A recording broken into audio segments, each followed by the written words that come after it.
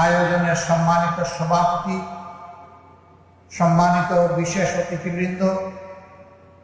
অতিথিবৃন্দ এবং আজকে এখানে উপস্থিত বিভিন্ন শ্রেণী পেশা সংগ্রামী সহকর্মীবৃন্দ, আমি সর্বপ্রথম মহান মনিবের দরবারে অন্তরের অন্তঃস্থল থেকে গভীর শুকরিয়া জ্ঞাপন করছি যে আমাদেরকে এই মাসের 5 তারিখ জনগণের একটা প্রত্যাশিত পরিবর্তন এ দেশের বুকে আমাদেরকে দান করেছেন। আলহামদুলিল্লাহ রাব্বুল আলামিন।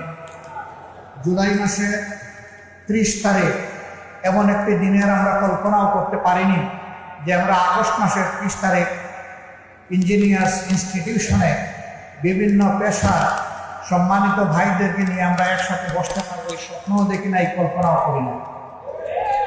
আল্লাহ তাআলা একান্ত মেহরবানি করে জুলুমের অক্টোপাস থেকে, যেই জুলুম এই জাতির ঘাড়ে বিগত 17 বছর ধারাবাহিকভাবে চাপিয়ে দেওয়া হয়েছিল, মঈনুদ্দিন ফখরুদ্দিন সাহেবের 2 বছর, যেটা ছিল আওয়ামী লীগের ভাষায় তাদের আন্দোলনের ফসল, আর পরবর্তী তাদের সরাসরি 15.5 বছর। এ সময়ের ভিতরে আপনারা নিশ্চয়ই জানেন, সর্বপ্রথম আঘাতটা এসেছিল তৎকালীন বিডিআরের হেডকোয়ার্টার পিলখানায় 57 জন কমিটেড চৌকস দেশপ্রেমিক সেনা কর্মকর্তার অত্যন্ত নির্মমভাবে তাদেরকে হত্যা করা হয়েছিল। তাদের পরিবারের সদস্যদেরকে নাজেহাল করা হয়েছিল, তাদের পরিবারের মা বোনদের ইজ্জত কেড়ে নেওয়া হয়েছিল, ইজ্জত লুণ্ঠন করার পর তাদেরকে হত্যা করে ড্রেইনে ভাসিয়ে দেওয়া হয়েছিল। এই দিনটি জাতির জন্য একটি কালো দিন, কিন্তু সেই দিনের এ ঘটনা যারা ঘটিয়েছে আজও অপরাধীরা চিহ্নিত হয়নি, জাতির সামনে স্পষ্ট হয়নি। একই সাথে 2টা বাহিনীকে ক্ষতিগ্রস্ত করা হয়েছে, আমাদের দেশপ্রেমিক সেনাবাহিনীকে ক্ষতিগ্রস্ত করা হয়েছে, বিডিআরের গর্বিত প্রতিষ্ঠানকে ধ্বংস করা হয়েছে। এরপরে আপনারা লক্ষ্য করেছেন পরবর্তী বছরের মাঝামাঝি এসে বাংলাদেশ জামাতে ইসলামের উপর আঘাত দেওয়া হয়েছে অত্যন্ত মিথ্যা এবং পুরা অজুহাত। জামাত ইসলামের তৎকালীন আমির, নায়েবে আমির এবং সেক্রেটারি জেনারেল শহীদ মৌলানা মতিউর রহমান নিজামী, শহীদ আলী হাসান মোহাম্মদ মুজাহিদ এবং আল্লামা দিলওয়ার হোসেন সাঈদী রাহিমাহুল্লাহ, এই 3 জনকে জুন মাসের 29 তারিখ গ্রেফতার করা হয়। তাদের অপরাধ, তারা নাকি ইসলাম ধর্মের অবমাননা করেছে। আফসোস, ইসলামের জন্য আজীবন যারা লড়াই করলেন, যাদের অনুসারীরা এখনো লড়াই করে যাচ্ছেন, যাদের অনুসারীরা যে জুলুম শাহাদাত কবুল করেছেন, তাদেরকে অপবাদ দেওয়া হলো তারা ধর্মের অবমাননা করেছে। এরপরে তাদের বিরুদ্ধে আরো মিথ্যা অভিযোগ, জঘন্য অভিযোগ আনা হলো 71 সালকে কেন্দ্র করে, এবং সাজানো পাতানো মিথ্যা অভিযোগ ট্রাইব্যুনাল করে, মিথ্যা সাক্ষী জোগাড় করে তারা বিচারের নামে চরম প্রহসন করে এদেশের সবচেয়ে সম্মানিত, সবচেয়ে পরিচ্ছন্ন, সবচেয়ে সৎ, সবচেয়ে দক্ষ নেতৃবৃন্দকে ঠান্ডা মাথায় হত্যা করলেন। 5 জনকে ফাঁসি দেওয়া হলো, 5 জন জেলের ভিতরে মর্মান্তিকভাবে তাদেরকে ধুকে ধুকে মৃত্যুর দিকে ঠেলে দেওয়া হলো, আর 1 জন র্যাবের অশোভন আচরণের শিকার হয়ে হসপিটালে গিয়ে দুনিয়া থেকে বিদায় নিলেন। এক এক করে প্রিয় সংগঠন 11 জন শীর্ষ দায়িত্বশীলকে হারালো।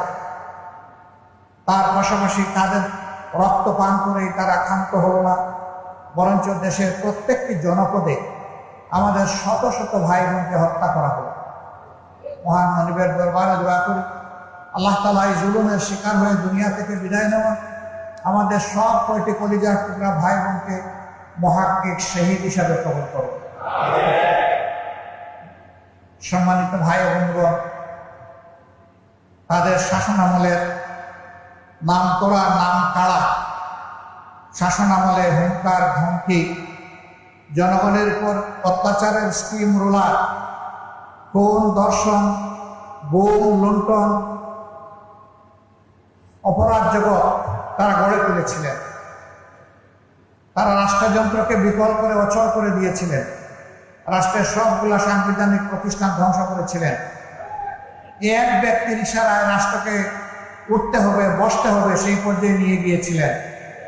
একটা দল ছাড়া সকল দলের অস্তিত্ব ধ্বংস করার জন্য উঠে পড়ে লেগেছিলেন। শুধু জামাতে ইসলামী নয়, তার সাথে অন্যান্য বিরোধী দলকে আঘাত করা হয়েছে, তাদেরও নেতা কর্মীদেরকে খুন করা হয়েছে, তাদেরও নেতা কর্মীদেরকে গুম করা হয়েছে, তাদের সম্পদের উপর আঘাত দেওয়া হয়েছে। তবে ব্যতিক্রম জামাত ইসলামী তিনটা দিক থেকে।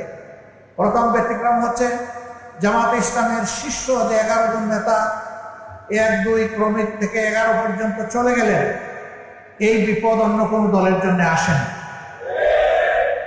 দ্বিতীয় ব্যতিক্রম হচ্ছে একমাত্র দল যেই দলের নেতৃবৃন্দের ঘর বাড়ি ধ্বংস করার জন্য তৎকালীন জুলুমবাজ সরকার তারা বুলডোজার চালিয়েছিল। অন্য কারো ঘর বাড়ি ভাঙার জন্য তারা বুলডোজার ব্যবহার করে নাই।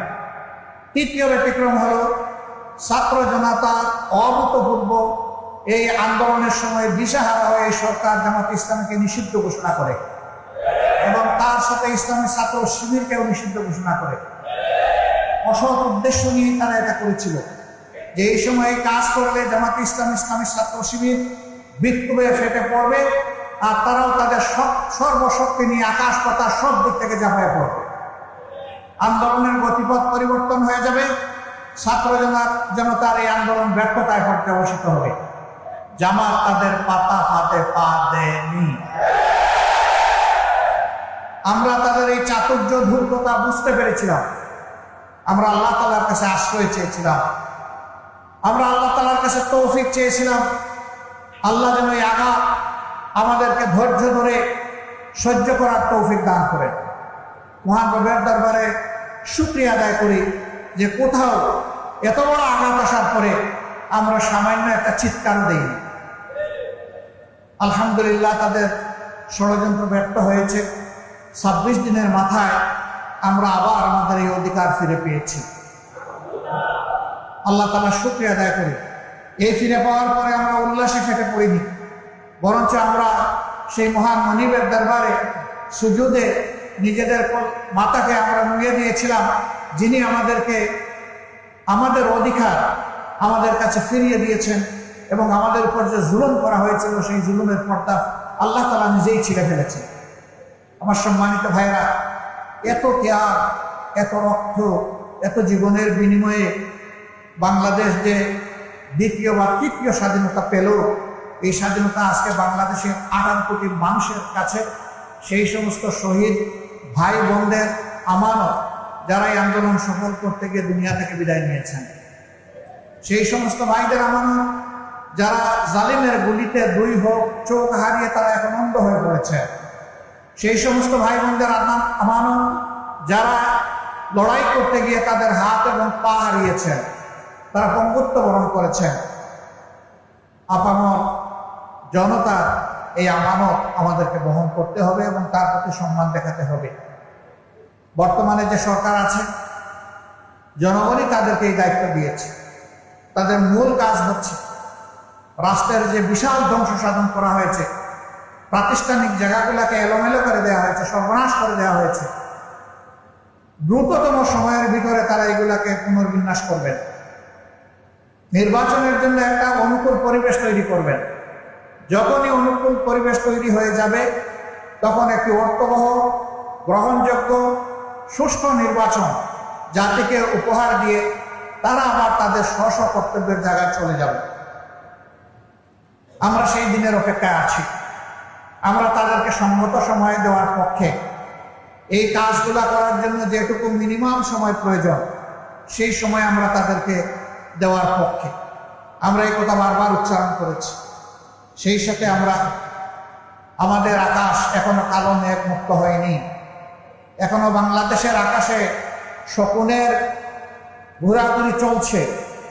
এই ব্যাপারে আমরা যেন আত্মতৃপ্তিতে না ভুগি যে আমরা বোধহয় পূর্ণ সফলতা বা বিজয় পেয়ে গিয়েছি।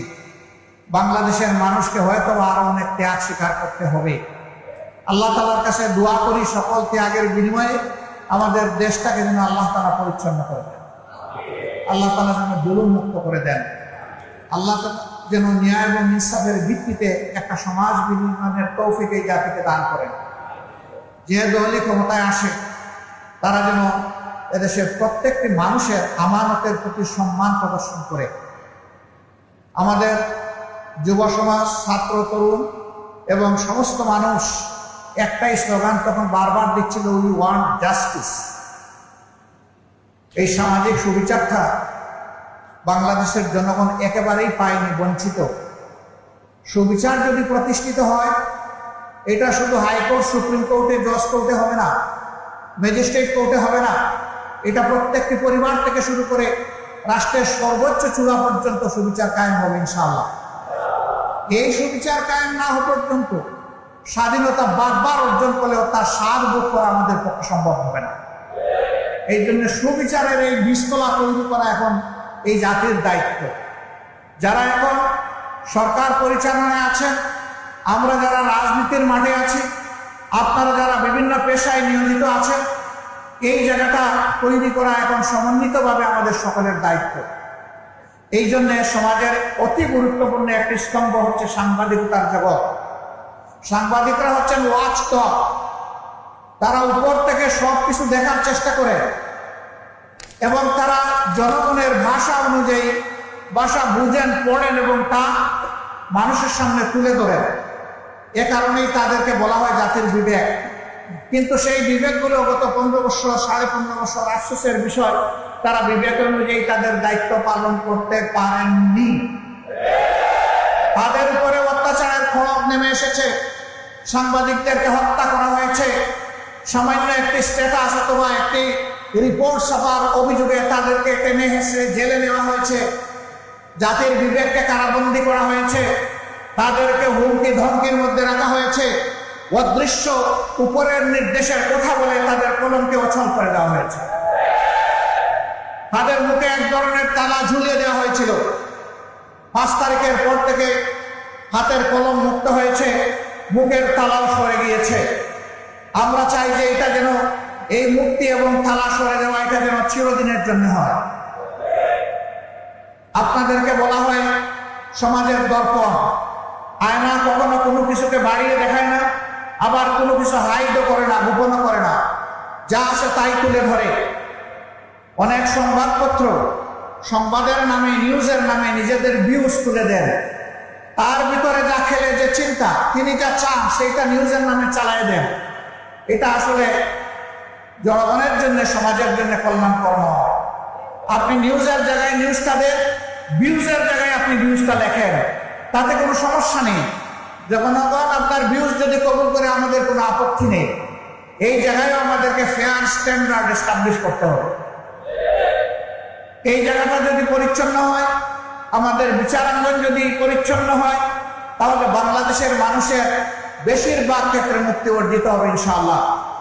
অতএব এই 2 স্তম্ভকে আমাদের শক্তিশালী করতে হবে সকল কিছুর বিনিময়ে। ধরেন আল্লাহর ফয়সালার ব্যাপার, কে ক্ষমতায় যাবে না যাবে, অন্যের দায়িত্ব নিয়ে আমরা কথা বলতে পারি না, এ অধিকার আমাদের নেই। আমরা আমাদের দায়িত্ব নিয়ে কথা বলবো। এ কাজের জন্য যদি রাব্বুল আলামিন আমাদেরকে কবুল করেন, জনগণের হাত যদি আমাদের দিকে সম্প্রসারিত হয়, আমরা আপনাদেরকে কথা দিচ্ছি, আমরা আপনাদেরকে আহ্বান জানাচ্ছি, সেই দিন আপনারা যা বুঝেন আপনারা স্পষ্ট কণ্ঠে বলবেন, মুক্ত হাতে লিখবেন, আমাদের তীর্যক সমালোচনা করবেন এবং দেশাত্মবোধ নিয়ে আপনারা সেই সমালোচনা করবেন। আমরা সেই সমালোচনাকে আমরা আহ্বান জানাই, আমরা ওয়েলকাম করি। আমরা চাই না একটা বোবা জাতি তৈরি হোক, আমরা চাই না একচুকা একটা জাতি তৈরি হোক, আমরা চাই একটা চক্ষুষ্মান জাতি যেন আমরা আগামী দিনে দেখতে পাই। তরুণ ছাত্র বন্ধুদের প্রতি আমাদের অনুরোধ, তোমাদের বিশাল একটা কাজ তোমরা আমাদেরকে করে দিয়েছো। আমরা এই জাতি চিরদিন তোমাদের কাছে ঋণী থাকবো ইনশাআল্লাহ। বিশেষ করে যারা জুলুমের শিকার হয়ে, বুলেট বিদ্ধ হয়ে, হায়নার হাতে নিহত হয়েছে, তাদের সকলের জন্য আল্লাহর দরবারে দোয়া করি, আল্লাহ তাদেরকে ক্ষমা করুন, আল্লাহ তাদের শাহাদাত কবুল করুন। যারা বেঁচে আছে, আল্লাহ তাআলা তাদেরকে সুস্থতার নিয়ামত দান করুন। তোমাদের প্রতি আমাদের অনুরোধ, তোমাদের নিজেদেরকে গড়তে হবে, শিক্ষা প্রতিষ্ঠানে ফিরে যেতে হবে এবং আগামী দিনের কারিগর হিসাবে নিজেকে প্রস্তুত করতে হবে। এবার তোমরা জাতির জন্য যে ত্যাগ স্বীকার করেছো, এইটাই যেন জীবনের শেষ ত্যাগ স্বীকার না হয়, বরঞ্চ এটা যেন শুরু হয় এবং জীবনের শেষ মুহূর্ত পর্যন্ত তোমরা যেন জাতিকে কিছু দিয়ে যেতে পারো। আমরা এইরকম একটি উজ্জ্বল, সম্ভাবনাময়, অত্যন্ত দক্ষ, চরিত্রবান, আল্লাহভীরু একটি যুব সমাজ আগামী দিনে কামনা করি। তোমরা যেন নিজেই একটা ইতিহাস হও, পরবর্তী প্রজন্ম এসে তোমাদের থেকে উৎসাহ নেই যে আমাদের পূর্ববর্তী যুব সমাজ তাই করেছিল, অন্যায়ের সামনে বুক পেতে দিয়েছিল। সেখানে একজন খুনি অফিসার বলতেছে, স্যার একটাকে গুলি করি সেই পড়ে, আরেকজন সরে না স্যার। ওই সমাজ চাই এইটা নিয়ে যেন আগামী তরুণরা গর্ব করতে পারে যে আমাদের আগের প্রজন্ম এটা করে গিয়েছে, এটাই আমাদের পথ। অন্যায়ের কাছে মাথা নত করবো না, আমরা সমুন্নত রেখে অন্যায়ের প্রতিবাদ করব। প্রিয় সম্মানিত ভাইরা, যেহেতু আসরের সময় হয়ে গিয়েছে, এই জন্য আমি আমার কথা লম্বা করব না। আমি সকলের প্রতি অনুরোধ করব, আসুন পরম বিচক্ষণতা, সতর্কতা এবং ধৈর্যের সাথে আগামীর পথ চলি। আসুন মহান আল্লাহর উপর আমরা পরিপূর্ণ নির্ভরতা বা নির্ভরশীলতা আমাদের মধ্যে অর্জন করি। আল্লাহর উপর তাওয়াক্কুল করি, আল্লাহকে ভয় করি সকল কাজে। আমি একটা সুন্দর সমাজ চাইব, আমি নিজেই আমি সুন্দর হব না, এটা হতে পারে না। সংশোধন আমার থেকে হতে হবে, আমাকেই মেলে ধরতে হবে। এই দেশে যারাই হিন্দু, মুসলমান, বৌদ্ধ, খ্রিস্টান যারাই বসবাস করে, সবাই বাংলাদেশি, সবাই এদেশের সুনাগরিক, এদেশের গর্বিত নাগরিক। তাদের সকলের প্রতি আমাদেরকে শ্রদ্ধা প্রদর্শন করতে হবে, তাদের হকের প্রতি আমাদেরকে সজাগ থাকতে হবে। নিজ নিজ কর্মক্ষেত্রে উদাহরণ পেশ করতে হবে যে এখনো পরিচ্ছন্ন হাতের কিছু মানুষ এই দেশে জীবিত আছে এবং বাকিদেরকে পরিচ্ছন্ন হতে হবে। এই বাস্তব শিক্ষাটা সমাজে তুলে ধরতে হবে। যদি পেশার দক্ষতায় এবং দায়িত্বপরায়ণতায় আমরা যদি একটা মডেল পেশ করতে পারি, পথ হারাই জাতি ইনশাল্লাহ পথ ফিরে পাবে। আজকে সবগুলা চেয়ার, সবগুলা গদি নষ্ট হয়ে গিয়েছে, অপবিত্র হয়ে গিয়েছে। এইগুলাকে পবিত্র অবশ্যই আমাদেরকে করতে হবে ইনশাআল্লাহ। এর জন্য ওই ক্ষমতার দখলের বা গদি দখলের লড়াই আমাদের কাজ নয়। দক্ষতার জায়গায় নিজের দক্ষতা ফুটিয়ে তুলতে হবে আন্তরিকতার সাথে। আল্লাহ যেন এই তৌফিক আমাদেরকে দান করে। আল্লাহ রাব্বুল আলামিনের দরবারে আবারও শুকরিয়া আদায় করছি। এক মাস আগে যা কল্পনা করিনি, আল্লাহ তাআলা নিজেই তার কুদরতি খাজানা থেকে এই জাতিকে একটা মহা উপহার দান করছে। রব্বুল ইজ্জত তোমার এই মেহরবানি শুকরিয়া আদায় করা শক্তি, তারপরে তোমার শেখানো ভাষায় বলবো আলহামদুলিল্লাহ রাব্বিল আলামিন। আল্লাহ তোমাকে ভয় করে চলার তৌফিক আমাদেরকে দাও। প্রিয় দেশ এবং জাতিকে ভালোবাসার শক্তি আমাদেরকে দাও। যে সমস্ত মায়ের মুখ খালি হচ্ছে, যে সমস্ত বোনেরা বিধবা হয়েছে, যে সমস্ত শিশুরা এতিম হয়েছে, যে সমস্ত যুবক যুবতী ভাই হারা হয়েছে, হে আল্লাহ তুমি তাদেরকে সবরে জামিল দাও। এই প্রত্যেকটা পরিবারের প্রতি তুমি খুশি দাও। এখন যাদের উপরে রাষ্ট্র পরিচালনার দায়িত্ব আছে, তারা যেন কখনো এই জাতির আশা আকাঙ্ক্ষার বাইরে চলে না যায়, তাদেরকে সেই শক্তি দান করো। তাদের কারণে যেন আবার নতুন করে এই জাতির ক্ষতি না হয়, তাদেরকে তুমি হেফাজত করো। সকল চ্যালেঞ্জ ঐক্যবদ্ধ জাতি হিসাবে আমাদেরকে মোকাবেলা করার শক্তি তুমি দান করো। সর্বাবস্থায় আমরা তোমার সাহায্য চাই। হাসবুনাল্লাহু ওয়া নি'মাল ওয়াকিল, নি'মাল মাওলা ওয়া নি'মান নাসির। আসসালামু আলাইকুম ওয়া রাহমাতুল্লাহ।